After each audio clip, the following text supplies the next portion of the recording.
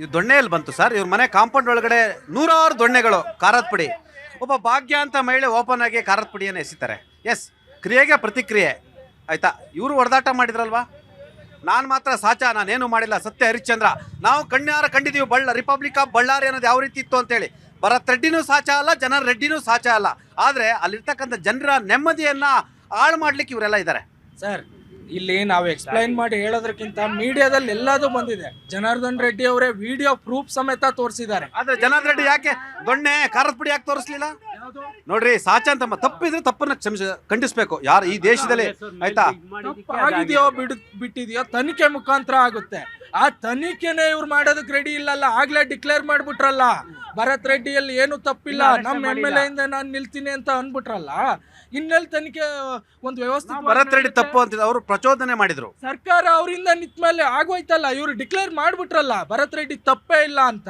ಈಗ ಯಾವ ಮಟ್ಟದಲ್ಲಿದೆ ಅಂದ್ರೆ ಇವ್ರು ಕಾಂಗ್ರೆಸ್ ಸರ್ಕಾರ ನಾವು ಏನ್ ಮಾಡಿದ್ರು ನಡೆದೋಗ್ಬಿಡುತ್ತೆ. ಈ ತರ ಏನ್ ಮಾಡಿದ್ರು ನಡೆಯುತ್ತೆ ಅಂತೇಳಿ ಪಕ್ಕದ ರಾಜ್ಯದಲ್ಲಿ ಒಂದು ಸರ್ಕಾರ ಬಂದು ಈಗ ಮನೇಲಿ ಕೂರ್ಸಿದ್ದಾರೆ. ಆ ಸರ್ಕಾರನ ವಿರೋಧ ಪಕ್ಷ ಸ್ಥಾನನೂ ಕೊಟ್ಟಿಲ್ಲ. ಮುಂದಿನ ದಿನಗಳಲ್ಲಿ ಈ ಭ್ರಷ್ಟ ಕಾಂಗ್ರೆಸ್ ಸರ್ಕಾರಕ್ಕೆ ಇದೇ ಗತಿ. ನಿಮ್ಮ ಪ್ರಕಾರ ಜನಾರ್ದನ್ ರೆಡ್ಡಿ ಸಾಚನ? ಸರ್, ಜನಾರ್ದನ್ ರೆಡ್ಡಿ ಸಾಚನ ಇಲ್ವಾ ಅನ್ನೋದಲ್ಲ ಪ್ರಶ್ನೆ. ಇದೇ ನಿಮ್ಮ ಗೊತ್ತಲ್ಲ, ಇದೇ ಯಡಿಯೂರಪ್ಪ ಸರ್ಕಾರದಲ್ಲಿ ಏನೇನ್ ಮಾಡಿದ್ರೆ ಗೊತ್ತಲ್ಲ ಸರ್ ನಿಮಗೆ? ಓಬಳಾಪುರ ಮೈನಿಂಗ್ ಕತೆ ಗೊತ್ತಲ್ಲ ನಿಮಗೆ? ಸರ್, ಇವತ್ತು ನೋಡಿ ದಬ್ಬಾಳಿಕೆ ನಡೆಸಿರೋ ಅಂತದ್ದು ಭರತ್ ರೆಡ್ಡಿ ಯಾರ್ರೀ ಅವ್ನು? Satish Reddy gunman, private gunman. ತಪ್ಪು. ಸರ್ಕಾರ ಮೊದಲು ಅವನ್ನ ಒದ್ದು ಒಳಗಾಕ್ಬೇಕಾಗಿತ್ತು. ತಪ್ಪು ಮಾಡಿದೆ. ರಾಜ್ಯದಲ್ಲಿ ಕೈಲಾಗ್ದಾರ ಸರ್ಕಾರ ಇರ್ತಕ್ಕಂಥದ್ದು ಪ್ರೈವೇಟ್ ಗನ್. ಸರ್, ಕೊಲೆ ಮಾಡಿಸಿದ್ದಾರೆ ಸರ್. ಇಲ್ಲಿ ಬಳ್ಳಾರಿ ಕೊಲೆ ನಡೆದಿದೆ. ಎತ್ಕೊಂಡೋಗಿ 25 ಲಕ್ಷ ರೂಪಾಯಿ ಇದೇ ಮಾನ್ಯ ಸಚಿವರು ಜಮೀರ್ ಅಹಮದ್ ಅವರು ಎತ್ಕೊಂಡು ಬ್ಲಾಕ್ ಮನಿ ಸ್ವಾಮಿ. ಯಾರ್ ದುಡ್ಡು? 25 ಲಕ್ಷ ಎತ್ಕೊಂಡೋಗಿ ಕೊಟ್ರು. ಅದ್ರ ಬಗ್ಗೆ ದಾಖಲೆ.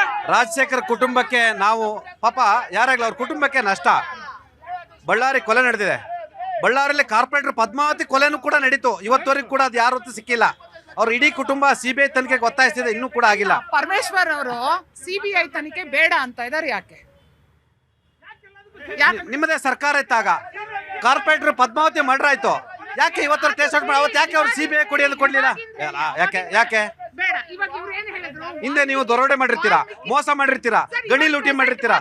ಈಗ ನಾನು ಸತ್ಯ ಹರಿಶ್ಚಂದ್ರ ಅಂತ ಹೇಳಿದ್ರೆ ಇವಾಗಿನ ಪ್ರೆಸೆಂಟ್ ಮಾತಾಡಿ ರೆಡ್ಡಿಗಳ್ದು. ಈಗ ಭರತ್ ರೆಡ್ಡಿ ಅವರು ಇದು ತೋರ್ಸ್ಕೊಬೇಕು. ಏನು, ನಾನು ಇದೀನಿ ಪೊಸಿಷನ್ ಅಲ್ಲಿ, ನನಗೂ ಇದೆ ಆ ಕಾಂಗ್ರೆಸ್ ಬೆಂಬಲ ಇದೆ ಅನ್ನೋ ತೋರ್ಸ್ಕೊಳಕೋಸ್ಕರ ಅವ್ರ ಪಾರ್ಟಿ ಅವರೇ ಗನ್ ಹಾರಿಸ್ಕೊಳೋದಂತೆ. ಜಮೀರ್ ಸರ್ ಅವ್ರಿಗೋಗಿ 25 ಲಕ್ಷ ಕೊಡೋದು. ಏನು ಬೇರೆ ಯಾರಿಗೂ ಅನಾಥರು, ಬೇರೆ ಯಾರಿಗೂ ಇಲ್ಲದೆ ಇರೋರು ಅವ್ರಿಗೆ ಮಾತ್ರ 25 ಲಕ್ಷನ ಕೊಲೆ ಮಾಡೋದು, 25 ಲಕ್ಷ ಕೊಟ್ಬಿಡೋದ? ಯಾವ ನ್ಯಾಯ ಅದು? ಯಾಕ ಮೌನವಾಗಿದ್ದೀರಾ? ನೀವು ಬಂದಿಲ್ವಲ್ಲ ಸರ್ ಕೇಳಕ್ಕೆ? ನೀವು ಜನಾರ್ದನ್ ರೆಡ್ಡಿ ಅವರು ರಾಜಕಾರಣಕ್ಕೆ ಬಂದಾಗ ಇದ್ರಲ್ಲ, ಯಡಿಯೂರಪ್ಪ ಸರ್ಕಾರದಲ್ಲಿ ಆದಂತ ಎಲ್ಲ ಘಟನೆಗಳ ನೆನಪಿದೆಯಲ್ಲ? S, of course.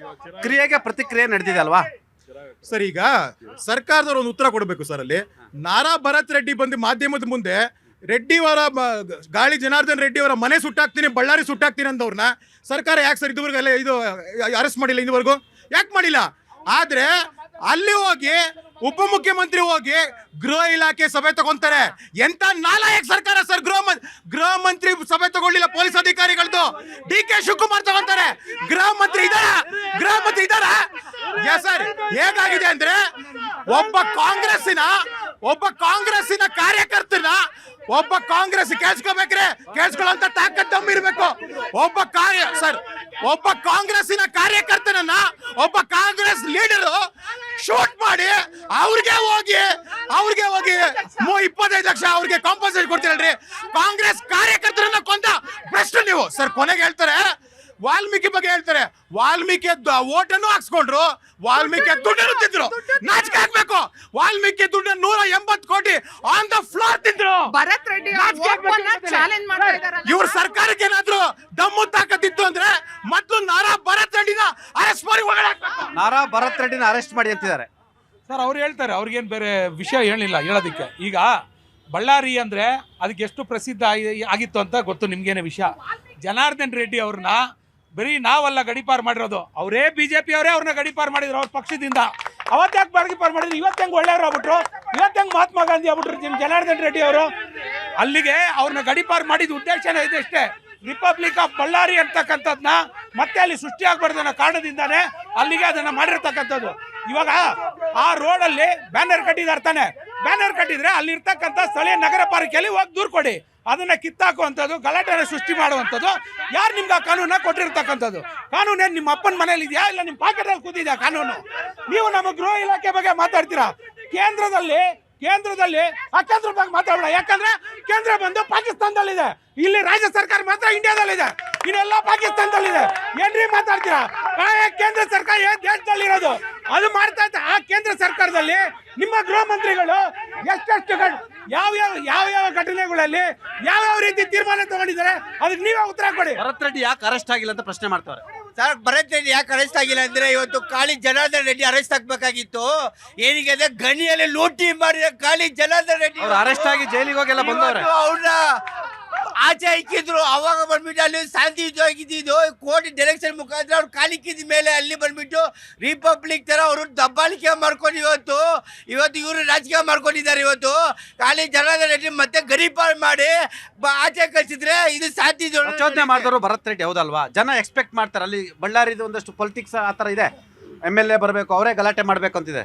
ಒಬ್ಬ ಕಾಮನ್ ಸೆನ್ಸ್, ಒಬ್ಬ ಎಜುಕೇಟೆಡ್, ಅವರೆಲ್ಲ ಲಂಡನ್ಲೆಲ್ಲ ಓದಿದಾರಂತೆ, ಇನ್ನು ಚಿಕ್ಕ ವಯಸ್ಸು. ಯಾಕೆ ಅಷ್ಟು ಪ್ರೊವೋಕ್ ಆಗಿದೆ? ಅವ್ರು ಪ್ರೊವೋಕ್ ಆಗಿತ್ತಾನೆ ಆಗಿದ್ದು. ಈಗ ಯಾರೋ ಸತೀಶ್ ರೆಡ್ಡಿ ಅನ್ನೋನು ಮನೆ ಮುಂದೆ ಬ್ಯಾನರ್ ಕಟ್ಕೊಂಡು ಸಿಗರೇಟ್ ಹೊಡ್ಕೊಂಡು ಪ್ರೊವೋಕ್ ಮಾಡಿದ್ರೆ ಯಾರು ಸುಮ್ಮನೆ ಇರ್ತಾರೆ ಸರ್ ಇವತ್ತಿನ ಕಾಲದಲ್ಲಿ? ಸರ್, ನೀವ್ ಹೇಳ್ತಾ ಇರೋದೆಲ್ಲ ಕರೆಕ್ಟು, ಬಟ್ ಬಿಜೆಪಿ ಅವ್ರು ಹೇಳ್ತಾ ಇರೋದೆಲ್ಲ ಸುಳ್ಳು. ನೀವೇನ್ ಕೇಳ್ತಾ ಇದ್ದೀರಾ? ಒಂದು ಬ್ಯಾನರ್ ವಿಷಯಕ್ಕೋಸ್ಕರ ಕೋಮು ಘರ್ಷಣೆ ಆಗಿದೆ ಅಂತ ಹೇಳ್ತಾ ಇದೀರಲ್ವಾ? ನೀವು ಪೂರ್ವಾಪರ ಚೆಕ್ ಮಾಡಿ. ಫಸ್ಟ್ ಬ್ಯಾನರ್ ಯಾಕೆ ಕಟ್ಟಿದ್ರು? ಬ್ಯಾನರ್ ಕಟ್ಟಿದ್ ಏನಕ್ಕೆ? ವಾಲ್ಮೀಕಿ ಪುತ್ಥಳಿ ಅನಾವರಣ ಆಗ್ಬೇಕು. ಇವ್ರು ಇಷ್ಟೇ ಅರ್ಥ ಮಾಡ್ಕೊಳ್ಳಿ, ಈ ಮನುವಾದಿಗಳ ಮನಸ್ಥಿತಿ ಎಷ್ಟು ಅರ್ಥ ಮಾಡ್ಕೊಳ್ಳಿ. ವಾಲ್ಮೀಕಿ ಒಬ್ಬ ಪರಿಶಿಷ್ಟ ಜಾತಿಗೆ ಸೇರಿದವರು. ಆ ಪರಿಶಿಷ್ಟ ಜಾತಿಯವರ ಪುತ್ಥಳಿ ಅನಾವರಣ ಆಡಿದ್ರೆ ಬಳ್ಳಾರಿಯಲ್ಲಿ ಅವರಿಗೆ ಅಸ್ತಿತ್ವ ಇಲ್ಲ. ಆ ಬಳ್ಳಾರಿಯಲ್ಲಿ ಅಸ್ತಿತ್ವ ಇಲ್ಲ ಅಂತಂದ್ರೆ ಗಣಿದಣಿಗಳು ಅವ್ರಿಗೆ ಸಪೋರ್ಟ್ ಮಾಡಲ್ಲ. ಗಣಿದಣಿಗಳು ಸಪೋರ್ಟ್ ಮಾಡ್ಬೇಕು ಅಂತಂದ್ರೆ ನಾವು ಕೋಮು ಸಂಘರ್ಷವನ್ನ ಮಾಡ್ಬೇಕು. ಸರ್, ನಾನೊಂದು ಹೇಳ್ತೀನಿ ಸರ್, ಈಗ ಹೇಳೋ ಪ್ರಕಾರ ಕೋಮು ಗಲಭೆಗೆ ಇವರು ಪ್ಲಾನ್ ಮಾಡಿದ್ರು, ಷಡ್ಯಂತ್ರ ಮಾಡಿದ್ರು. 100%. ಯಾಕೆ ಹೇಳಿದ್ರಿ? ನೀವೇ ಹೇಳಿದ್ರಿ ದೊಣ್ಣೆ ಎಲ್ಲಿಂದ ಬರುತ್ತೆ, ಕಾರ್ಪುಡಿ ಎಲ್ಲಿಂದ ಬರುತ್ತೆ, ಯಾರು ಪ್ರಚೋದನಾಕಾರಿ? ಆಟೋದಿಂದ, ನಿಮ್ಮವರು ಆಟೋದಿಂದ ಬಾಟ್ಲಲ್ಲಿ ಏನ್ ತಂದ್ರು ಅಂತ ಗೊತ್ತು. ನಿಮ್ಮವರು ಕೂಡ ವೆಪನ್ಸ್ ತಂದಿಲ್ವಾ? ಯಾರು ಗುರುಚರಣ್ ಅಂದ್ರೆ ಯಾರ ಗನ್ಮ್ಯಾನು? ರಾಜಶೇಖರನ್ ಯಾಕೆ ಸತ್ತೋದ? ಸರ್, ಈಗ ನೀವ್ ಹೇಳೋದಕ್ಕೆ ನನ್ನ ಸಹಮತ ಇದೆ. ನೀವೇನ್ ಹೇಳ್ತೀರಾ? ನಾವು ಎಲ್ಲ ತಗೊಂಬಂದ್ರಿ ಅಂತ ಹೇಳ್ತಾ ಇದೀರಲ್ವಾ? ಸರ್, ನಾನ್ ಹೇಳ್ತಾ ಇರೋದು ಇಷ್ಟೇ. ಈಗ ಒಂದು ಬ್ಯಾನರ್ ಕಟ್ಟೋ ಸಂಬಂಧಪಟ್ಟಂಗೆ ಒಂದು ಗಲಾಟೆ ಆದ್ರೆ ಕಾರ್ಯಕರ್ತರು ಯಾಕೆ ಬರ್ತಾರೆ? ಈಗ ನಾನು ಹೇಳ್ತಾ ಇದ್ದೀನಿ, ಈಗ ನಿಮ್ಮದೇ ಬ್ಯಾನರ್ನ ನಾನು ಅಭಿಮಾನಿಯಾಗಿ ಕಟ್ತಾ ಇರ್ಬೇಕಾದ್ರೆ ಅಭಿಮಾನಿ ಕಟ್ತಾ ಇರೋ ಬ್ಯಾನರ್ನ ಅವರು ಆಕ್ಷೇಪಣೆ ಇದ್ರೆ ಅವರು ಅಲ್ಲೊಂದು ಸಂಬಂಧಪಟ್ಟ ಕಚೇರಿಗೆ ದೂರನೆ ಕೊಡ್ಬೇಕು ಹೊರತು ನೀವು ದೊಣ್ಣೆ ಖಾರದ ಪುಡಿ ತಗೊಂಬಂದು ಎಲ್ಲರಿಗೂ ಹೊಡೆಯುವಂತ ಅಧಿಕಾರ ನಿಮ್ಗಿಲ್ಲ. ನಮ್ಮ ಕಾನೂನು ವ್ಯವಸ್ಥೆ ಚೆನ್ನಾಗೇ ಇದೆ. ನಮ್ಮ ಡಾಕ್ಟರ್ ಪಿ ಪರಮೇಶ್ವರ್ ಅವರು ಚೆನ್ನಾಗಿ ನಿರ್ವಹಿಸ್ತಿದ್ದಾರೆ. ನಮ್ಮ ಗೃಹ ಇಲಾಖೆ, ಇಂಟೆಲಿಜೆನ್ಸ್ ಎಲ್ಲ ಚೆನ್ನಾಗಿ ಕೆಲಸ ಮಾಡ್ತಿದೆ.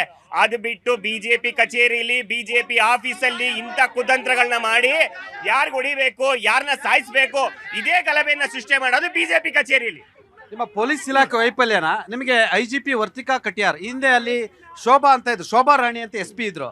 ಬಹುಶಃ ಈ ಗಲಾಟೆ ಇಂಟೆಲಿಜೆನ್ಸ್ ಮಾಹಿತಿ ಶೋಭಾ ರಾಣಿಯವ್ರಿಗೆ ಇತ್ತು ಅಂತ ಅಲ್ಲಿನ ಅಧಿಕಾರಿಗಳು ಹೇಳ್ತಾರೆ. ಯಾಕಂತ ಹೇಳಿದ್ರೆ ಈ ಜಗಳ ಕಾರಣಕ್ಕೆ ಶೋಭಾ ರಾಣಿಯವರು ತಮಗಿದ್ದ ಮಾಹಿತಿಯನ್ನು ಕೊಡಲಿಲ್ಲ ಎಂಬ ಆರೋಪ ಕೂಡ ಇರ್ತಕ್ಕಂಥ. ಅವರಿಗೆ ಮಂಡ್ಯಗೆ ವರ್ಗಾವಣೆ ಆದರು.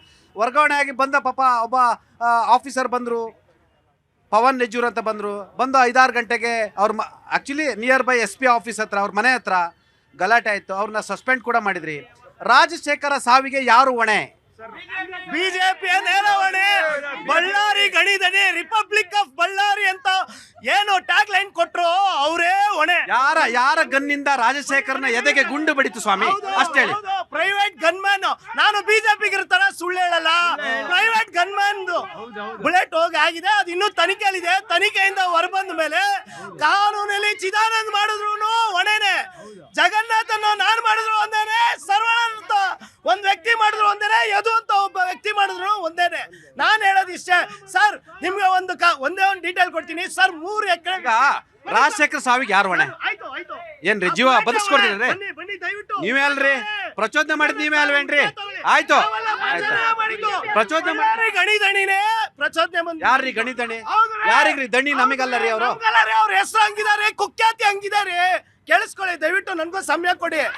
ಇದೇ ಗಣಿದಣಿ ಈ ಸಂದರ್ಭ ಏನು ಉದ್ಭವ ಆಯ್ತು ಅದಕ್ಕೆ ನೇರ ಹೊಣೆ ಗಾಲಿ ಜನಾರ್ದನ್ ರೆಡ್ಡಿ ಅವರೇ.